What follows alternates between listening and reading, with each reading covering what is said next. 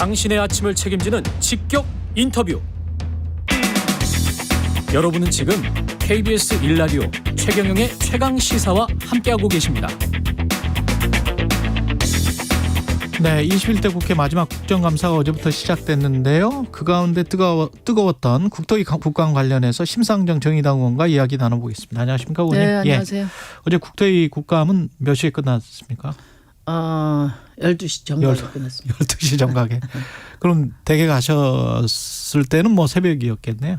네, 예. 가서 뭐 씻고 뭐 하니까 1시 넘었죠. 예.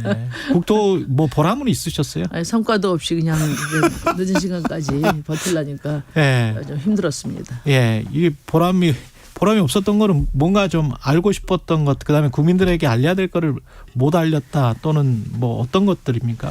그러니까 이제 요새 예. 뭐 저 청문회 무용론이 나오는데 예. 국감 무용론이 나온 지도 꽤 됐거든요. 그렇죠. 예. 그러니까 이제 이게 국감이 제대로 되려면 증인, 자료, 예. 그다음에 이제 그 진솔한 답변 이런 게 있어야 그렇죠. 되죠. 그렇죠. 그런데 이제 증인 채택도 뭐 예를 들면 양평고속도로 규명하는데 전현직 그 양평 군수 같은 분이 중요한데 이제 그렇게 요청하면은 또 한쪽에서 그 통계 조작 관련해서 문재인 정부 장관 불러야 된다. 그러다가 보면 또 김건희 여사 나와라, 문재인 대통령 나와라 이렇게 서로 이제 힘겨루기 하다가 결국은 다 털어내고 이제 예. 실무자들만 나오게 된 거고요. 양평 군수도 못 부르고 못 불렀죠. 제가 요청했는데 못 불렀죠. 그런 그렇게 식으로 서로 이제 힘겨루기해서 다 털어버리고 네. 그리고 이제 실무자들만 데려다 놓는 거죠. 그리고 실무자들은 뭐라고 하나요? 아니 이제 거기다가 네. 더 중요한 게 뭐냐면은 이제 자료는 없다.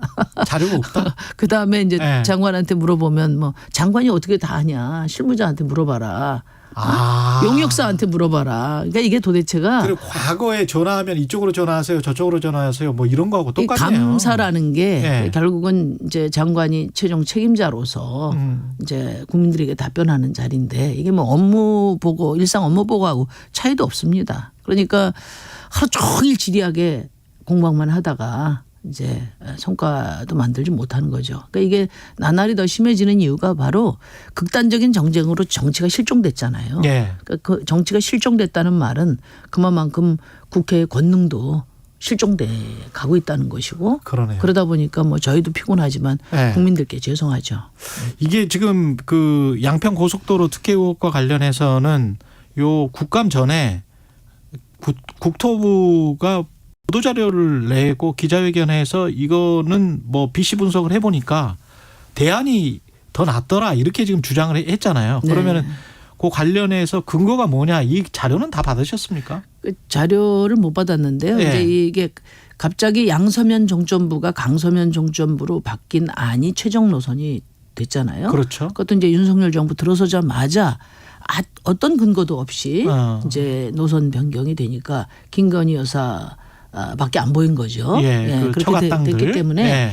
이제 저희가 어쨌든 그 근거를 내라. 그 근거의 법적 근거의 핵심이 이제 경제성 분석이니까 BC 내라. 예. 이거 하나 하고 그게 설사 된다 하더라도 이제 김건희 여사 일가의 이해 충돌 그렇죠. 방지 대책을 가져와라. 예. 이렇게 했는데 이제 뭐 BC 안 내다가 이번에 이제 급조해서 냈어요. 예. 근데 중요한 건 뭐냐면은 이제 정작 요구한 국회의원들한테는 이제 주질 않고 이제 언론 보도를 먼저 했고 예. 그다음에 그 자료를 최근을 해서 가져왔는데 보니까 본 자료나 로데이터는 안 내놓고 예. 설명 자료라고 한 25쪽 가져왔죠. 근데 이제 그것만 봐도 예. 중요한 것은 뭐 그것만 봐도 이제 결국은 이 BC 분석이 굉장히 부풀려지고 왜곡되고 편향된 답정너 같은 보고서인데도 불구하고 왜 답정너입니까? 그러니까 이게 이제 지금 원래는 비용이 이 정도 들어가는데 뭐 차량 수가 뭐 6천 대인지 더 많이 왔다 갔다 하기 때문에 뭐 비용보다 편익이 앞선다 뭐 이렇게 지금 국토부는 주장을 하는 거잖아요. 그러니까 이제 네. 전문가들 얘기는 네. 이제 사실은 이런 비용 편익 분석을 제대로 할 수 있는 데는 대한민국에서 KDI밖에 없다. 네. 네, 이렇게 이야기를 하는데 이제 민간 용역사가 해왔는데요. 네. 근데 어쨌든 뭐 지금 강상면 그 안을 뒷받침하기 위해서 뭐 여러 가지 급조해서 제가 어제 지적도 했는데 예를 들면은 그 영향권 범위를 어떻게 설정하느냐가 중요하잖아요. 그렇죠. 네, 그런데 이제 그 보도 자료에는 뭐라고 돼 있냐면은 예비 타당성 조사 그러니까 이란 예.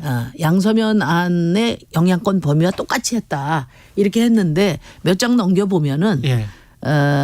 그 거기에다가 예. 뭐 저기 고양 예. 그 다음에 고양 창릉 예. 그 신도시 있지 않습니까? 그 다음에 인천 부천까지 3기 신도시를 다 집어넣어 버렸어요. 대한노선에. 네, 그러니까 근 한 20만 정도 인구가 늘게 되고 그만큼 교통량도 늘게 되고. 그러니까 그거 그렇게 할 수도 있는데 그거를 네. 거짓말로 한 거란 말이에요. 그래서 이제 그거 지적을 했고 그다음에 이제 그 이란하고 이안 양서면하고 강성면 안의 차이가 거리 차이가 9km 정도 되는데 그렇죠. 예. 이제 뭐 시속 100km를 치면 한 5분 예. 몇 초 됩니다. 그러니까 5분 만에 6,000대씩 차이가 나는 것은 뭐 어떤 전문가도 그래요. 그건 다 상식적이지 않다. 그 정도 되면 한 30분 정도 거리 차이는 있어야 된다. 그렇겠죠. 이런 거거든요. 예. 그러니까 이제 이렇게 부풀리고 또 뭐 환경성 평가는 또 축소 왜곡하고 이렇게 했는데 예. 이제 중요한 건 뭐냐면은 그럼에도 불구하고 그 BC 분석 그렇게 편향되게 만든 그 BC 분석의 결과는 뭐냐? 예. 양서면 안이 더 타당하다.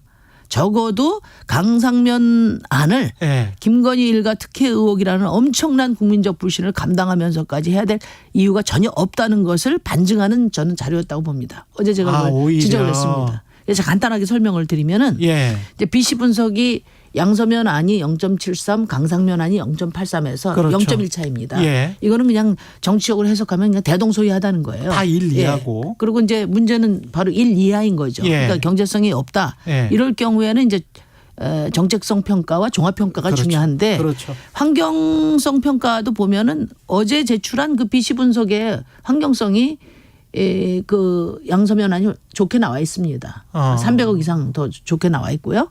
그다음에 이제 저희가 전략적 그 환경 영향 평가 과정이나 이런 것들을 다 종합해서 환경성 평가의 측면에서는 양서면이 월등하게 우월하다는 거 어제 입증을 했고요.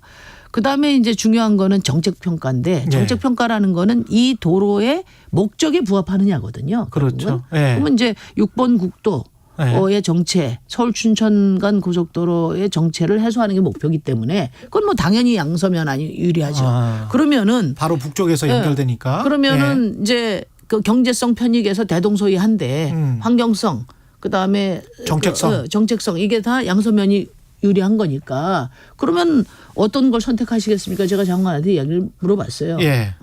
답을 안 하죠. 답을 안 했어요. 저더러 다 뭐 자기들이 제공한 근거하고는 다른 얘기다. 그게 아니고 저는 그 정부가 제공한 자료를 가지고 이야기를 했습니다. 그리고 강상면을 해야 될 이유가 없죠. 어제 그 자료를 보면. 그래서 저는 게임 끝났다고 봅니다. 근데 중요한 거는 뭐냐면은 이게 이제 김건희 여사 일가의 그 이제 이해관계가 걸려 있고 그렇기 때문에 대통령실을 보유해야 되는 입장에서 대통령실에서 결정하지 않으면 장관이 그냥 뭐 이미 끝난 게임 버티고 있는 막무가내로 버티고 있는 그런 형국입니다 지금. 그렇군요. 예. 그 여당에서는 문재인 정부 부동산 통계 조작에 관해서 집중 공세를 펼쳤는데 네. 이것은 어떻게 지금 판단하고 계세요? 이사는? 이제 부동산 통계에 대한 불신은 늘 있었어요. 예. 그리고 이제 그 KB 통계하고 지금 정부 부동산원 통계 큰 차이가 있다. 예. 이게 이제 지적돼 왔는데 예. 예를 들면 이제 2008년부터 12년까지는 두 통계 차이가 한 0.4 정도밖에 안 됐는데 예. 2017년 이후에 집값이 굉장히 높아졌지 않습니까? 예. 그래서 한 15.2%까지 차이가 났어요. 예. 그래서 박근혜 정부 시기에는 한 서울에서 한 12.6% 예. 또 아파트 실거래가는 그러니까 문재인 정부는 한 16% 이렇게 해서 집값의 차이가 이제 크게 문재인 정부가 훨씬 더 집값이 많이 올랐다. 이게 이제 논쟁이 됐습니다. 예. 그래서 이제 부동산 통계 조작 얘기가 있었는데 뭐 제가 결론적으로 말씀드리면은 뭐 정권의 입장에서는 뭐 집값 오르는 거 큰 문제죠. 그렇기 때문에 어떻게든지 일정한 범위 내에서 좀 합리적인 통계 산출이 됐으면 하는 바람이 있었지 않겠습니까? 근데 그런 점에서 보면 뭐 일정하게 통계를 좀 마사지 해야 한다. 뭐 이런 뭐 필요는 있었다고 보고 그 점은 지적이 됐다고 봅니다. 근데 이제 그래요? 중요한 거는 네. 뭐냐면은 이게 이제 통상적인 정책 협의 이 과정에서 보통 진행되는 범위인가 아니면 지금 이제 정부가 이야기하는 것처럼 예. 뭐 통계법 위반한 분명한 근거들이 있다 이렇게 주장을 하니까 우리가 세금의 기준이 되는 뭐 공시가도 조정을 하기는 하지요. 예. 예. 그러니까 중요한 거는 뭐냐면은 그때도 제가 이제 저도 이 통계를 정리를 하면서 문재인 정부의 집값이 많이 올랐다. 예. 정직하게 이야기하고 대책을 강구할 필요가 있다. 그리고 통계 그 수치의 차이는 그러면 어떤 식으로 이 그 정부 통계가 정확성을 기하고 네. 또 그 통계 기준을 마련하는 게 좋은지 대안을 내야 된다. 네. 이런 얘기를 했거든요. 그러니까 지금 중요한 건 뭐냐면은 뭐 전 정부 문제는 감사와 수사로 밀어붙이겠다고 한다면 현 정부는 그럼 어떤 대책과 개선안을 내놓을 건지 이걸 지금 이야기를 하지 않고 있어요. 이게 사실은 이제 부동산 통계와 관련해서도 그렇죠. 정책 수행 과정에서 제기된 문제를 이런 어떤 이제 대책과 개선책을 논의하기 이전에 이걸 수사로 가져가는 것이 과연 바람직한가 그런 지적을 드립니다.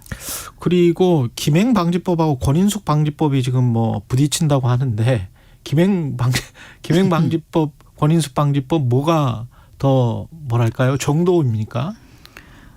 다 일탈한 거죠. 다 일탈이다. 예. 그래서 저는 이건 이제 전대미문의 추태거든요, 사실. 그러니까 이제 그 청문회 하다가 도중에 퇴장한 거는 그거는 야당 앞에서 위원장 앞에서 퇴장한 게 아니고 국민 앞에서 도망친 거잖아요. 그러니까 이것만으로도 자격이 없기 때문에 다른 거 이야기할 계제가 아니다. 저는 그렇게 생각하고 그다음에 뭐 여러 가지 의혹 같은 경우도 하나도 해소된 게 없잖아요. 그러니까 오락가락 해명 반복하다가 해명이 안 되니까 그냥 도망친 거지 않습니까? 그렇기 때문에 그래서 국민의힘은 도망친 게 아니다라고 지금 주장을 하고 있고요. 그러니까 이제 국민 상식에